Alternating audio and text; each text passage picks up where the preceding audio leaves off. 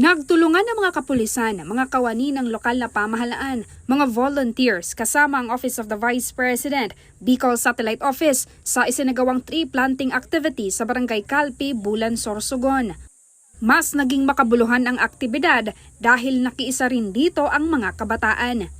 Isa si Catherine sa mga nanguna sa aktibidad sa kabila ng kanyang mga responsibilidad bilang anak at mag-aaral. Minarapat niyang makilahok sa programa dahil naniniwala siyang malaki ang papel ng kabataang Pilipino sa pangangalaga sa kalikasan.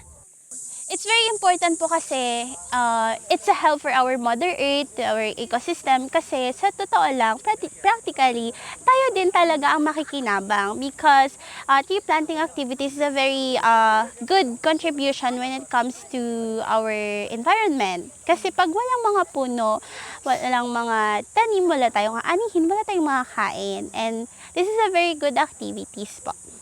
Para naman sa Municipal Environment and Natural Resources Office o Menro Bulan, hindi lamang mga puno ang kanilang itinanim, kundi pati pag-asa para sa mas maayos at mas lunti ang kinabukasan para sa mga susunod pang henerasyon. Sa pangunguna ng opisina ng ating Vice Presidente, tayo po ay nakapagtanim ng 500 puna ng iba't ibang puno. Siyempre, nangunguna na po dyan ang puno ng nama.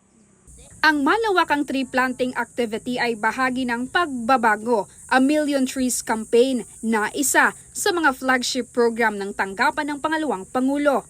Patunay ang aktibidad na sa pamamagitan ng pagkakaisa at aktibong pakikilahok ng lahat, kabilang ang mga kabataan, mas mapapalakas pa ang mga programang naglalayong mapangalagaan ang ating kalikasan.